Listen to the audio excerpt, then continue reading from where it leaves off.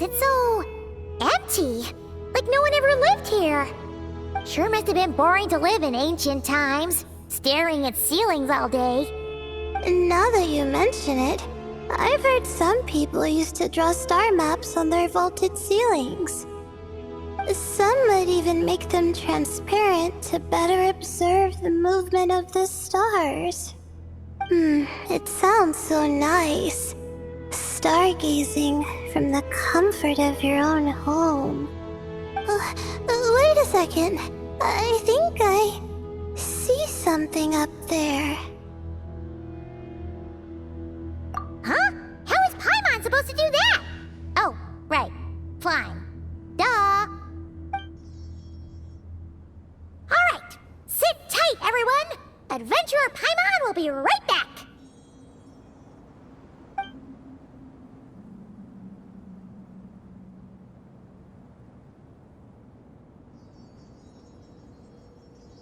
Okay. So, there's nothing super special up there.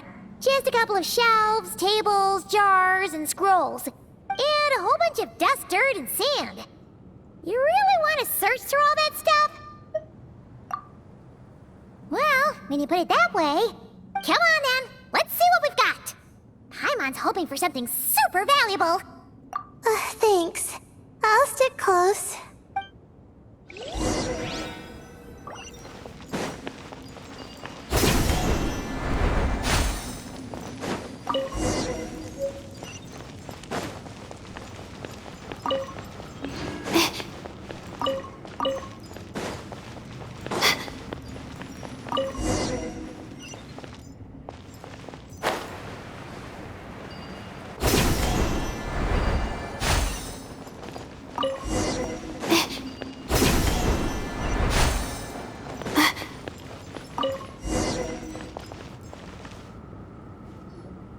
I think that's everything.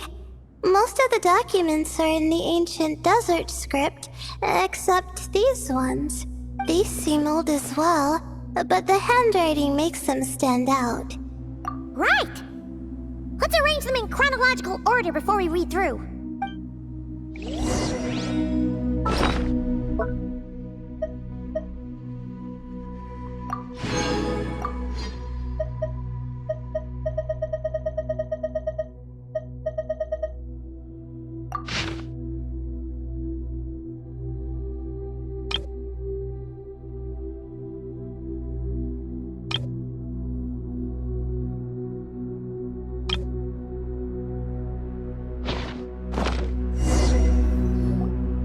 Okay, now let's take a look.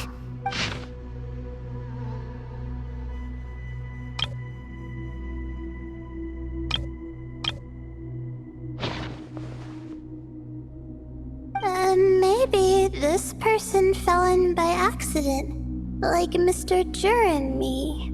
Yeah, maybe. But they don't sound super worried about their situation. So, either this person's an ace adventurer, like the Traveler, or some kind of super optimist. An optimist, huh? Oh, I wish I could be that sort of person. That's right! You're detailed and passionate. Great qualities for an adventuring buddy. This optimist seems super obsessed with exploring every corner of this place. That could have gotten them in big trouble for all we know. Well, I appreciate the compliment. It's almost magical how words like that can make you feel like you can do anything. I only wish that magic could last a little longer. Until I figure out my new study topic, at least.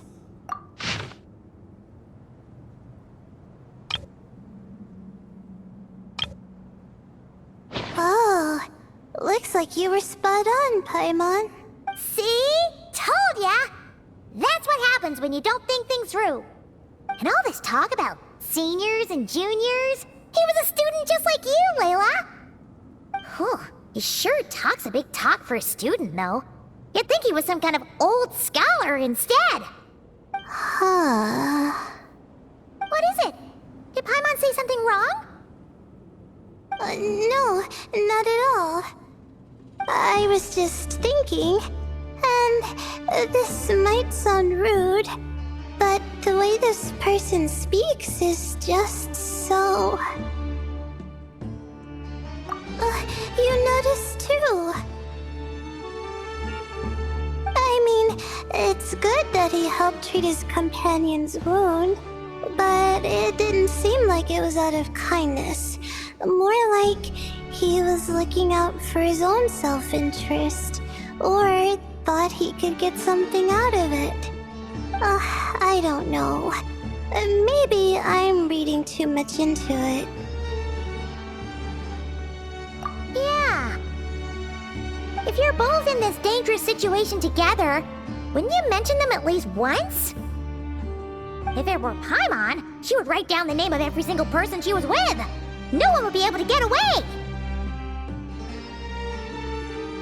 Actually, I find Paimon's approach quite sensible.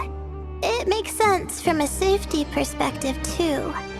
That way, if anyone came to the rescue, the notes would be able to tell them everything they needed to know. Whoa! That's genius-level thinking! Well, I learned that from Madame Farzan, actually. I'm not speaking from personal experience or anything. Oh, no! I'm just a student. It's fine! You taught us something, so you're our teacher. Simple as that. Anyway, from the looks of things, the student who left these notes behind was pretty weird. Let's keep reading. Whoa! Hang on! That's a lot of information. Paimon needs a moment to take this in. The Ibis King. So... did this person actually meet the Ibis King here? Sorry. Who? Jeez, not again! Stop teasing her, Traveler! You know she was asking about Nefer. Anyway, Nefer's, a friend of ours. And she's mentioned the Ibis King before, but not in much detail.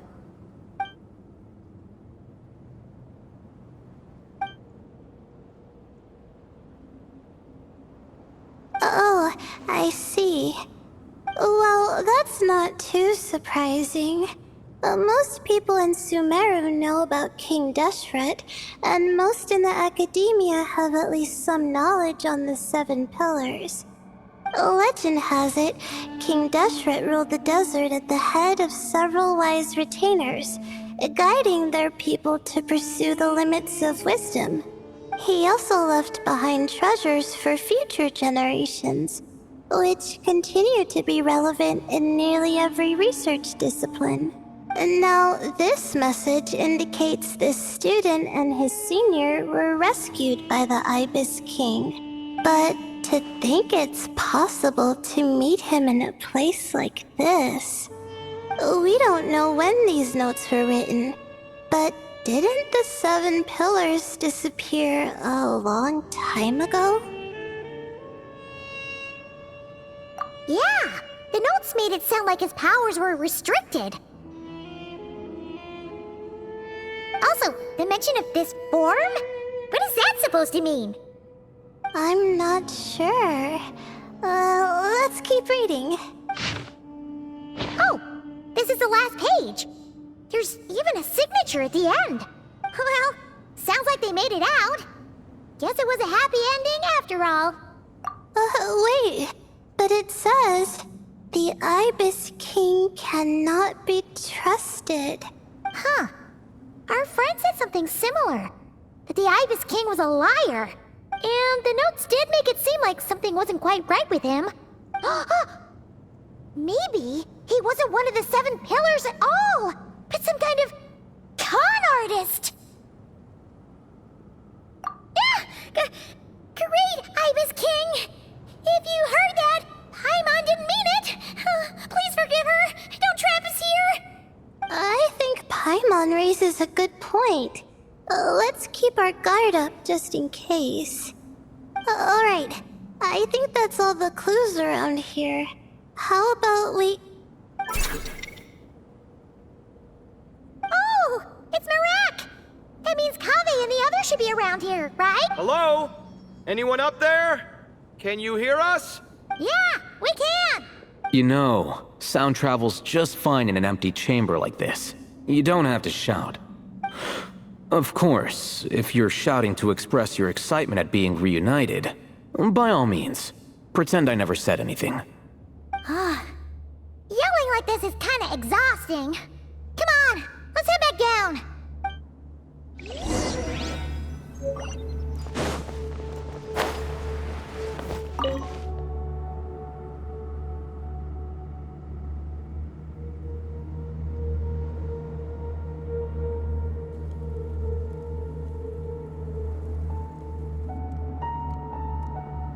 Wow, we all ended up in the same place, huh? Yeah, what a coincidence. Indeed. Or as I like to call it, the chai factor.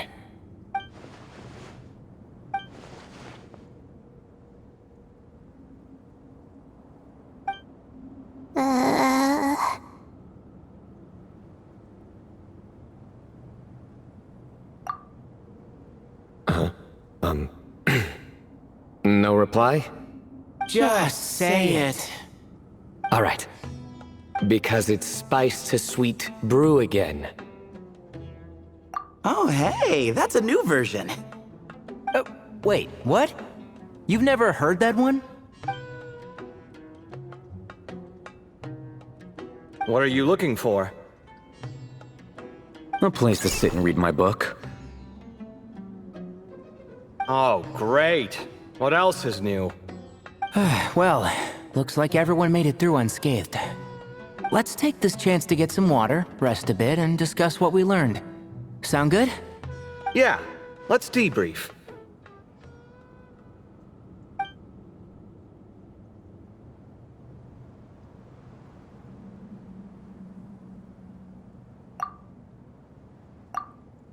Okay, so we all learned a lot, but it feels like we ended up with even more questions. Yeah, but one thing's for sure. This place is tied to the Ibis King in some way. Hey, Sino. You're the current representative of Hermanubis. Can you call him up for a sec? Of course. Just let me sense his presence.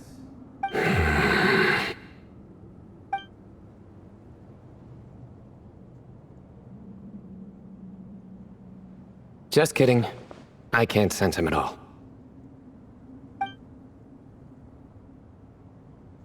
Jeez, Sethos. Did you set him up for that one? What are you, a two-man act? Sorry, Hermanubis isn't like the Ibis King. He can possess me, but I can't talk to him whenever I want. Oh, truly? Does that mean he's gone? I would have liked to reminisce about old times with him. Ah, the cat! It speaks! Of course it speaks. In fact, it is not an it at all. You do me a great offense. My apologies. Esteemed cats, sir? Oh, this little contraption is still here. Contraption? No, this is Marak. Which means you do his assistant a great offense. Huh? Well, I didn't mean... Well, I apologize. I wasn't referring to this Marak, but rather the thing that operates it. King Deshret was quite partial to it. I have forgotten what it was called. It must have had an official name, albeit in the old tongue. Even if I did remember, I would need to translate it into modern language. It's not important. Marak's a fine name. Even better than the original, if you ask me. And the remodeling. Quite well done indeed. This Marak looks much happier in its current form. Oh, and the components should have model numbers written on them. You can look them up if you're curious. This cat talks. A lot. Quite the one-sided conversation. Is this what the Ibis King was like? He seems quite eloquent. I wonder if he plays cards. Ha! I knew Marak was a great name. Go me. Let's see, what page was I on again? Should have brought a bookmark.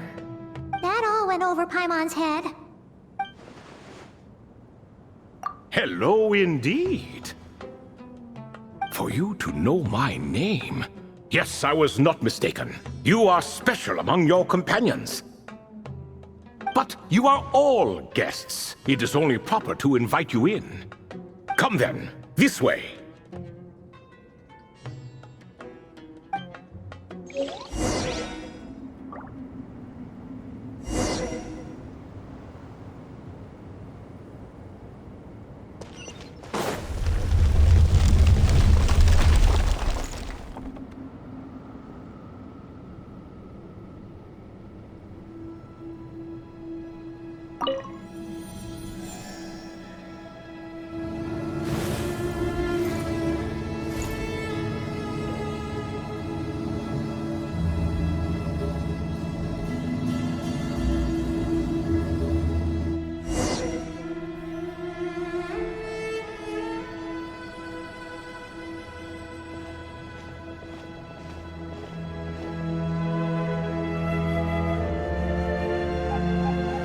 Welcome to my humble abode. Oh, your house sure is spacious, Lord Ibis King. I fear it's not quite what it used to be. In fact, it has long ceased to be my home at all. It belongs to the descendants of the cats I once raised. Such adorable creatures, aren't they? Take the one I'm borrowing here, for instance. A chubby fellow with such lovely fur. Anyway, tradition dictates that a special guest such as yourself be presented with a gift. Alas, it's a first-come, first-served basis, you see. I fear with the passage of time, none are left. What? So the treasure's gone already? Treasure, you say? Not an inaccurate description. Yes, and no.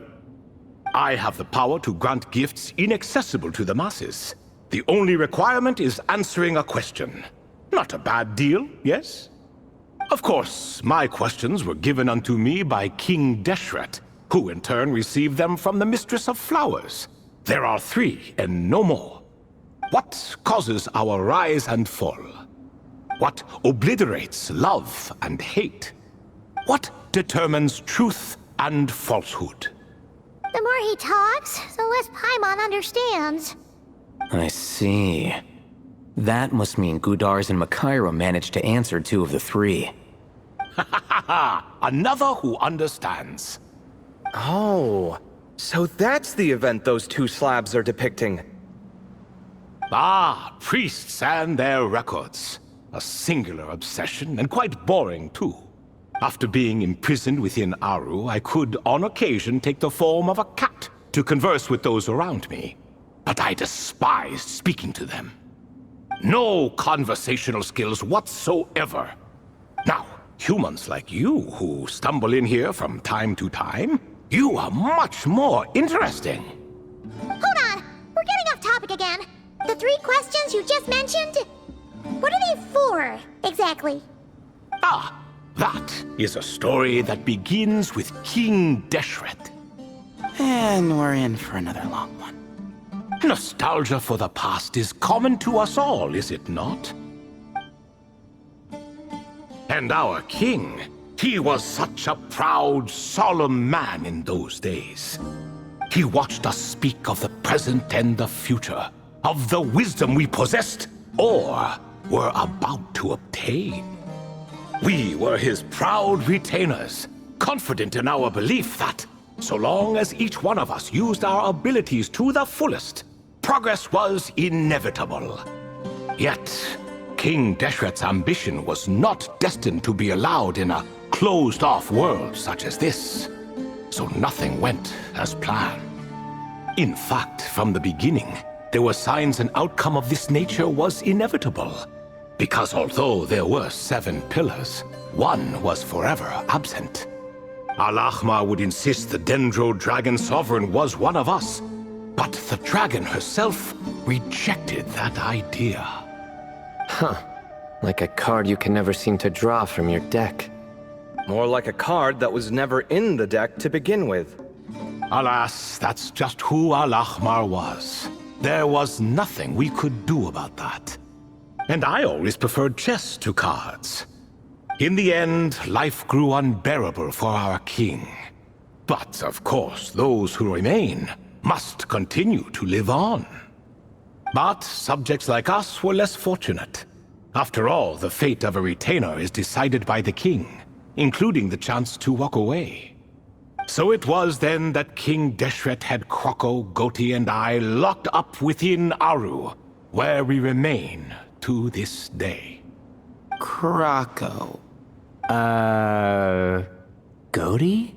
Ah, of course. You're more familiar with their full names. Sobek, the Crocodile King, and Hereshef, the Goat King.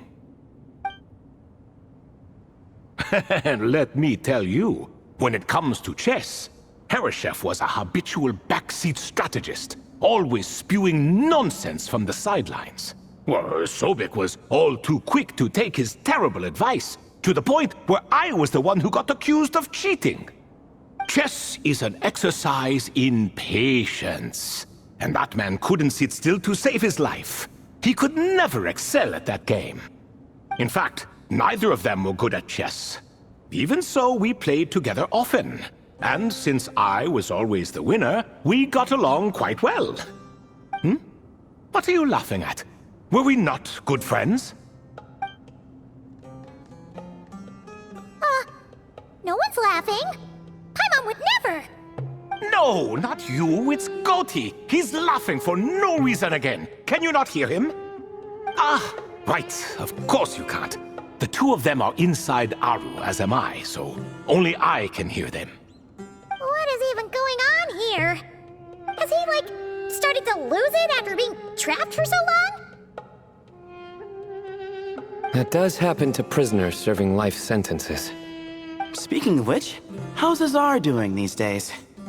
I doubt he's doing much of anything. Just what I wanted to hear. What is the meaning of this? You doubt my words? I have half a mind to not talk at all. Oh, no.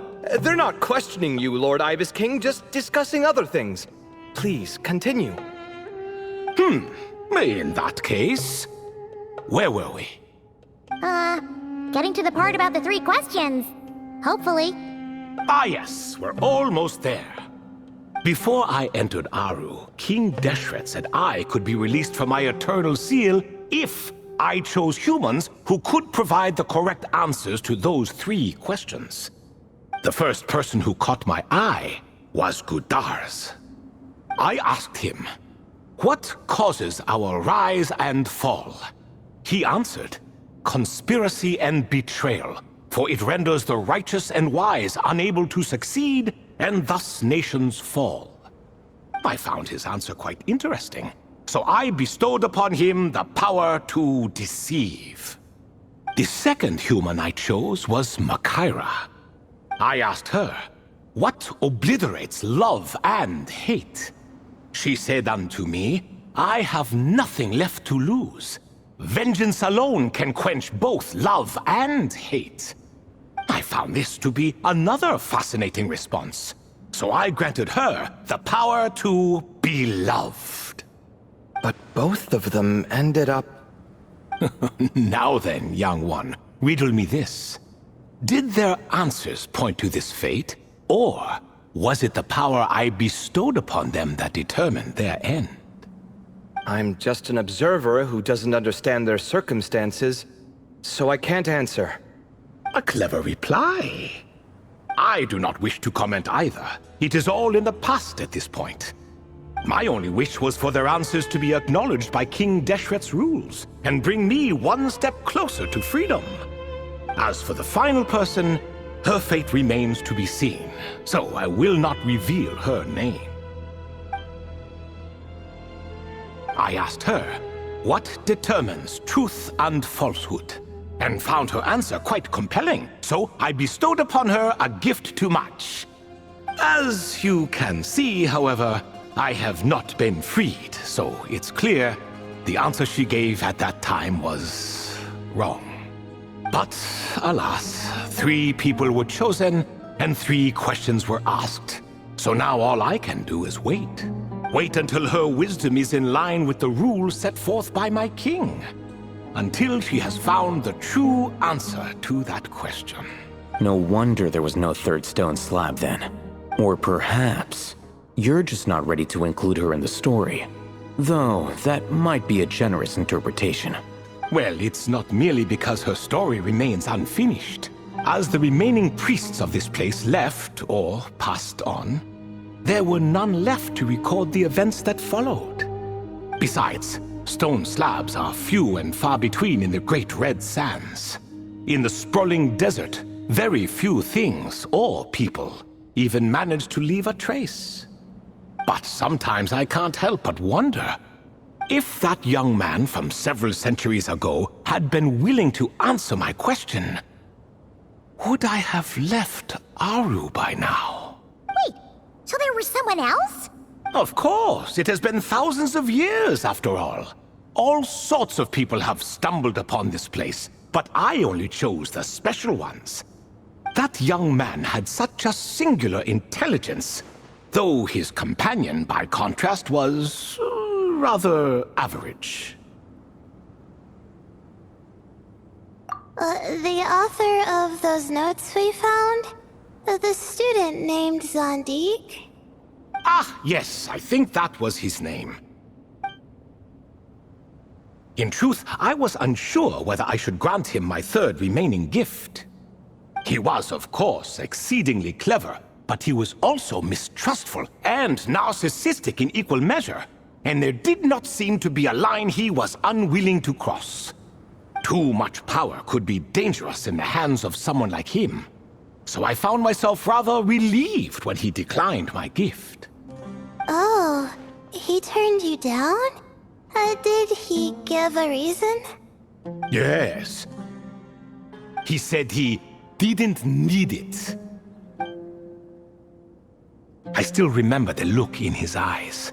Nothing stood out per se, and still I could sense contempt and disdain radiating from his gaze. I could not give an exact reason, but on instinct I just knew it would not end well to get close to a man like that.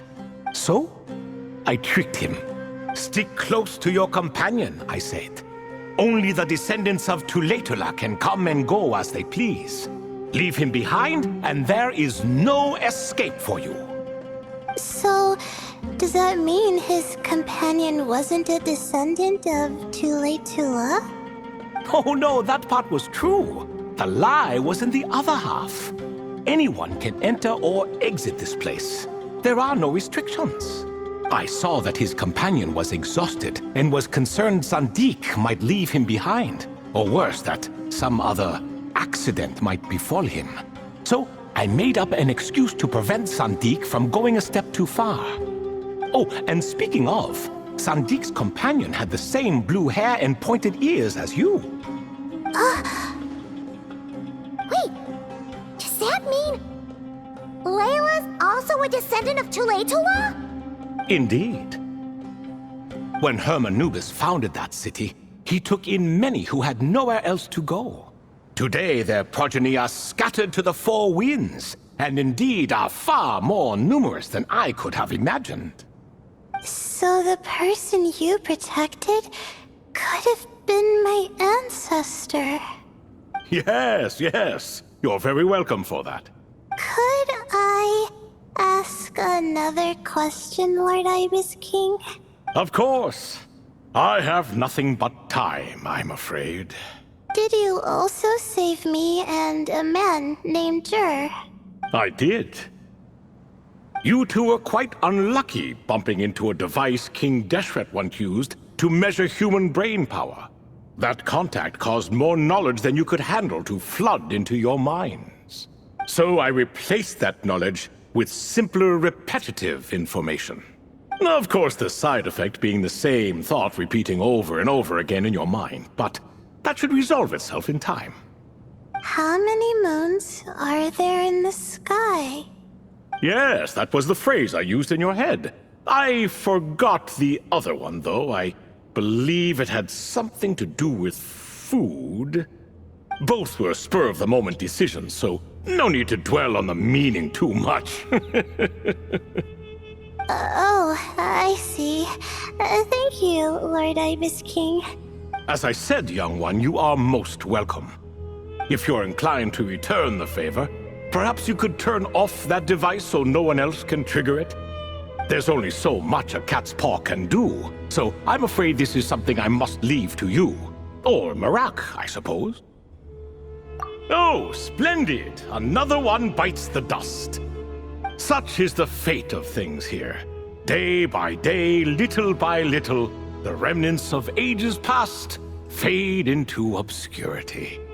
For that reason, the gifts of bygone eras, be they tied to your blood or technological in nature, are not to be revered. They are tools, nothing more. Disrespectful? I simply make the most of what I have. Besides, our king has been gone all these years. What good does it do to revere him now? Oh, are you talking to the Goat King again? No, Croco this time. He's pestering me for another game of chess. Says he wants to even the score. Wishful thinking, if you ask me. If we counted one push-up for every loss, he'd owe me 300,000 by now. Of course, that's just a rough estimate. I've never kept count. It appears that's something you like. Being someone unable to be defeated. I suppose so. All right then. Time for me to extend my winning streak, and for you all to head home. In truth, deep down, I know even the answers to those 3 questions will not change my fate. But that is for me to reckon with. Go on now.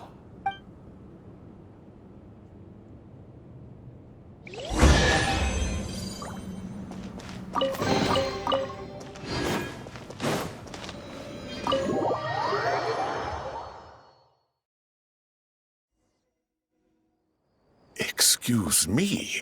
Do you even know what time it is? I've harvested 3 crops of tomatoes while you've been gone. You're exaggerating, Professor. I'm making a point. There's a difference. Sincerest apologies for keeping you waiting, Professor Cyrus. See, that's what I call manners. Now, are any of you hurt? Nope. It went way smoother than we expected, actually. I presume the investigation is complete then. Come, tell me all about it. Oh my, did you luck out? If you've read the work from the Vahumana Dashan, you would know that the Ibis King has, well, let's call it a mixed record. Perhaps he softened up a bit in his old age, and that's why he chose to help you. Or perhaps he just didn't have a good enough reason not to help us. See? Marak agrees. How do you even know that's what Marak meant? That could have just been a happy noise. In any case, there's a lot to be happy about. We figured out what happened to Layla and Jur, and there were some unexpected takeaways too. Yeah, I never expected to learn about my ancestry. I've always thought of myself as just an ordinary student.